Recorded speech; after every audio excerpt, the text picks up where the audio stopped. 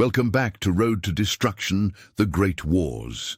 In our last video, Otto von Bismarck's skillful diplomacy and military acumen during the Austro-Prussian War of 1866 set the stage for the unification of Germany. By isolating Austria and securing Prussia's leadership over the German states, Bismarck had achieved one of his primary objectives. But the road to a united Germany wasn't complete. One significant challenge remained: France. By 1870, Europe's balance of power was shifting, and Bismarck had a bold plan to not only secure Germany's unification, but also to assert Prussia's dominance in the face of European rivalries. The Franco-Prussian War, a conflict that would define the fate of nations, would see Bismarck not just outplay his enemies on the battlefield, but also in the realm of diplomacy. But how did Bismarck maneuver France into a war that would ultimately lead to the humiliation of one of Europe's great powers? In this video, we'll explore how Bismarck orchestrated the Franco-Prussian War, manipulated European diplomacy, and used France's anxieties to his advantage. The war would have far-reaching consequences both for France and for the future of Europe. To understand the significance of the Franco-Prussian War, we first need to revisit the broader geopolitical context. By the end of the Austro-Prussian War, Bismarck had achieved a major victory in isolating Austria and establishing the North German Confederation in 1867, a political entity composed of northern German states, with Prussia at its helm. Austria's influence over the German-speaking world was shattered, and Prussia emerged as the dominant force in Central Europe. Yet, Bismarck's vision for a truly unified Germany still depended on securing the loyalty of the southern German states, such as Bavaria, Baden, and Württemberg, many of which maintained a strong cultural, religious, and historical connection to Austria. These southern states were hesitant to join the North German Confederation. This left Bismarck with one option: find a way to unite them under Prussian leadership, but he needed a unifying cause. Meanwhile, France, under Napoleon III, viewed the rise of Prussia with great suspicion. France's geopolitical ambition was deeply tied to its position as the dominant European power, and it saw a unified Germany as a direct threat to its influence. A stronger Germany would likely challenge France's influence in Europe, particularly in regions like Italy and the Balkans, where both countries had competing interests. Understanding the delicate balance of European politics, Bismarck sought to isolate Austria diplomatically before the Austro-Prussian War. In this context, he engaged in negotiations with Napoleon III. The two leaders met in Biarritz in 1865, where Bismarck skillfully secured French neutrality by suggesting that France might gain territorial compensations, such as Luxembourg or parts of the Rhineland, in the event of an Austrian defeat. However, these promises were deliberately vague, and Bismarck had no intention of fulfilling them. After Prussia's victory and the establishment of the North German Confederation, Napoleon III found himself empty-handed, leading to a sense of betrayal and escalating tensions between France and Prussia. Frustrated and eager to restore France's prestige, Napoleon III began to look for a way to curb Prussian expansion before it was too late. In the years leading up to the war, Bismarck worked tirelessly to keep France neutral, while also provoking tensions that would eventually drive them into a confrontation. One of his most significant moves came during the negotiations with France about the candidacy of a Hohenzollern prince to the Spanish throne. In 1868, the Spanish throne had become vacant after the abdication of Isabella II. Bismarck, knowing that this was a potentially dangerous situation for France, allowed the Spanish government to offer the throne to Leopold of Hohenzollern-Sigmaringen, a cousin of the Prussian king. Napoleon III was infuriated by this development, seeing the possibility of a Hohenzollern on the Spanish throne as a direct threat to France's position in Europe. Bismarck, however, didn't immediately close the door to Leopold's candidacy. Instead, he played on Napoleon III's fears, subtly encouraging France's growing alarm over the potential encirclement by Prussia.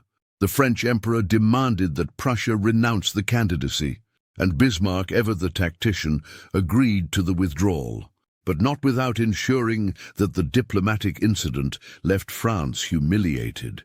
Now that France had been sufficiently provoked, Bismarck knew it was time to push the situation to its breaking point.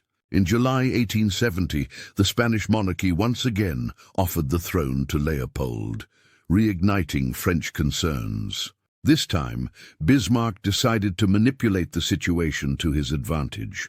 Bismarck had the perfect tool in hand: a diplomatic exchange between King Wilhelm I of Prussia and the French ambassador at the spa town of Ems.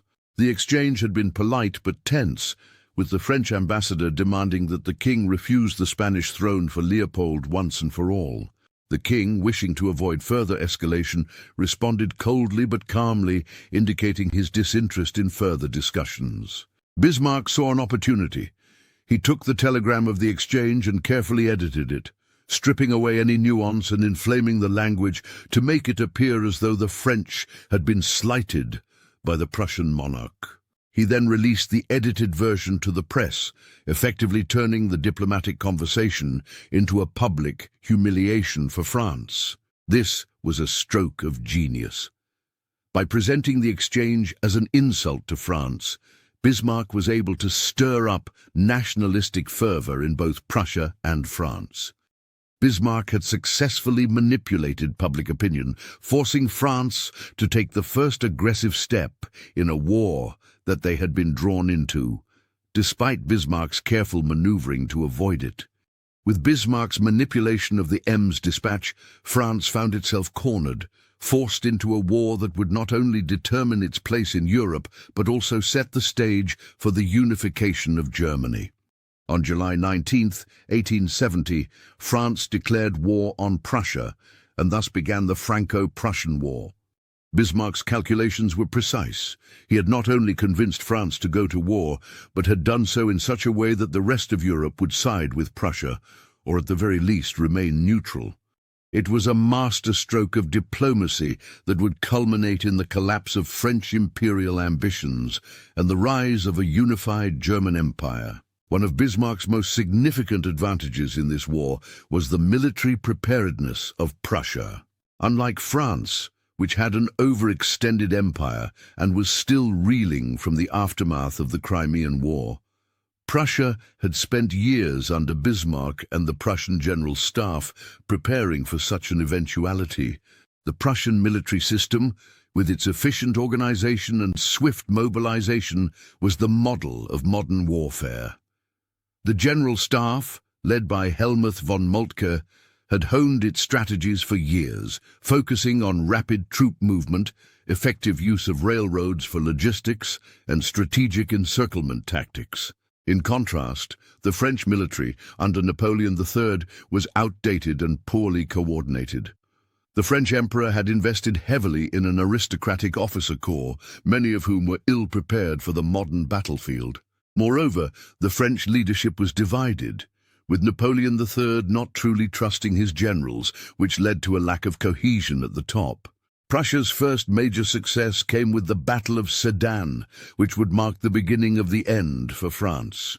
In early September 1870, Prussian forces surrounded Napoleon III's army at Sedan.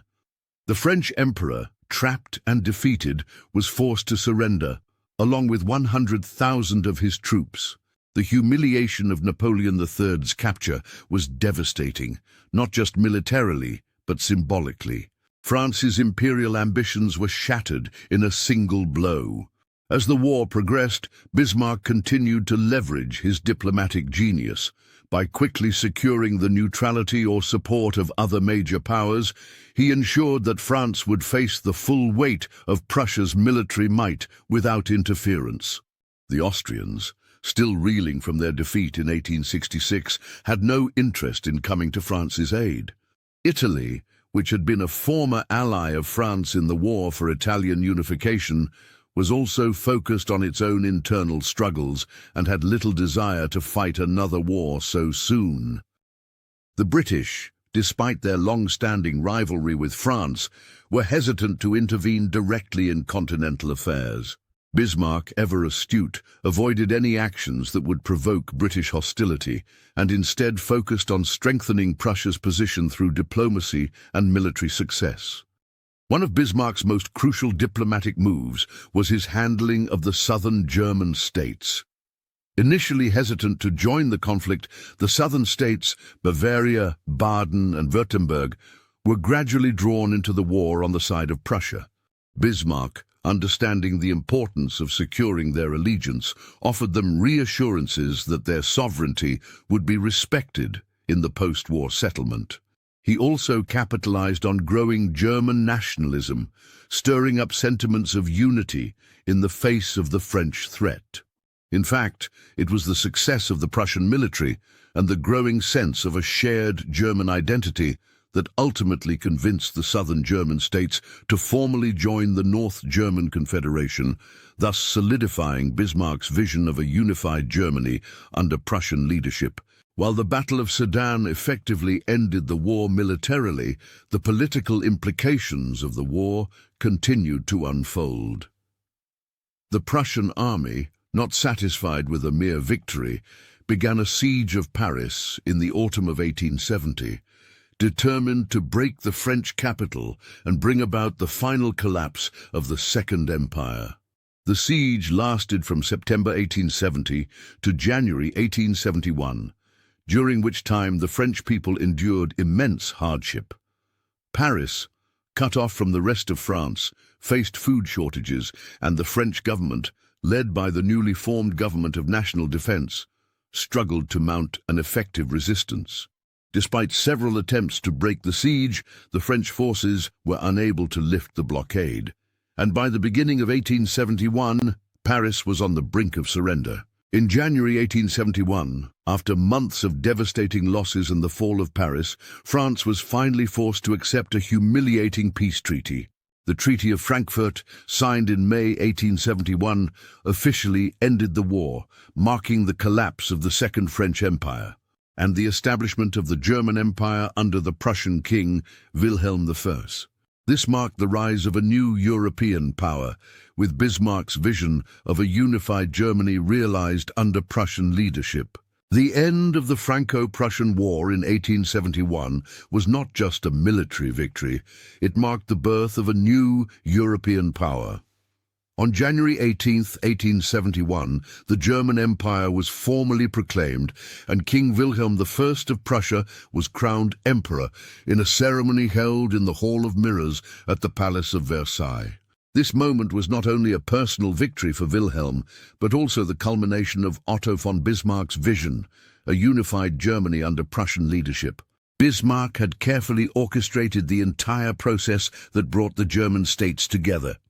He had used diplomacy, military prowess, and clever political maneuvering to create a Germany that was now the dominant power in Europe. The victory over France proved the key to securing the southern German states, such as Bavaria and Baden, which had previously hesitated to join the North German Confederation. By uniting these states under Prussia's banner, Bismarck eliminated any remaining internal divisions within Germany. He accomplished this in large part by appealing to shared fears of French aggression, but he also made sure that these states retained significant autonomy. Bavaria, for example, retained its own army and had a voice in the newly formed empire's structure. This careful balancing act allowed Bismarck to present the creation of the German Empire as not just the triumph of Prussia, but as a unification that benefited all the German states. The southern German states, which had been wary of Prussian dominance, were now assured of their security and influence within the empire. The peace terms were brutal, and their repercussions were felt immediately. The Treaty of Frankfurt, signed in May 1871, required France to cede the provinces of Alsace and Lorraine to Germany. The loss of these territories, both symbolic and strategic, left a deep scar on French national pride. The treaty also demanded that France pay a crippling indemnity of 5 billion francs. This drained the French economy and left France vulnerable to political instability. The defeat of Napoleon III and the fall of the Second French Empire led to the creation of the French Third Republic. But the resentment towards Germany festered for years. The loss of Alsace and Lorraine would remain a deeply emotional issue for the French, eventually contributing to the rising tensions that would culminate in World War I. With the creation of the German Empire, Bismarck turned his attention to securing Germany's position on the European stage. He knew that Germany could not afford to alienate other major powers. France, humiliated and resentful, remained a potential threat, while Russia and Austria-Hungary, both former rivals of Prussia, were critical to maintaining a balance of power. Bismarck worked tirelessly to isolate France diplomatically, ensuring that no other powers would come to its aid should tensions flare again. He also cultivated alliances with Austria-Hungary and Russia, forming the League of the Three Emperors in 1873. This diplomatic network was crucial for maintaining peace in Europe, as it helped Germany avoid being drawn into conflicts on multiple fronts. However, despite Bismarck's successful diplomacy, the newly unified German Empire still faced challenges.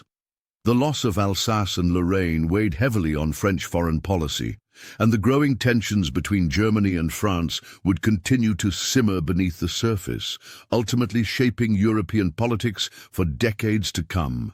As Bismarck set about consolidating the new empire, he understood that Germany's strength lay not just in its military might, but in its ability to outmaneuver rivals through careful diplomacy. His vision for a peaceful and stable Europe, with Germany at its core, would continue to influence European politics, until a series of events beyond his control would unravel the delicate balance he had carefully built. In the end, Bismarck's deft diplomacy and military strategy led to the birth of the German Empire in 1871, changing the balance of power in Europe forever. With the defeat of France and the creation of a unified German state, Bismarck had achieved what many thought impossible, bringing together the fragmented German-speaking states under Prussian leadership. But his work didn't end there. As Germany stood on the world stage, Bismarck's next challenge would be to ensure that the newly formed empire would not only survive, but thrive in an increasingly volatile Europe. In our next video, we'll explore one of the most iconic moments in European history, the crowning of Wilhelm I as Kaiser in the Hall of Mirrors at Versailles, a grand ceremony that sealed the fate of Europe and set the stage for a new era.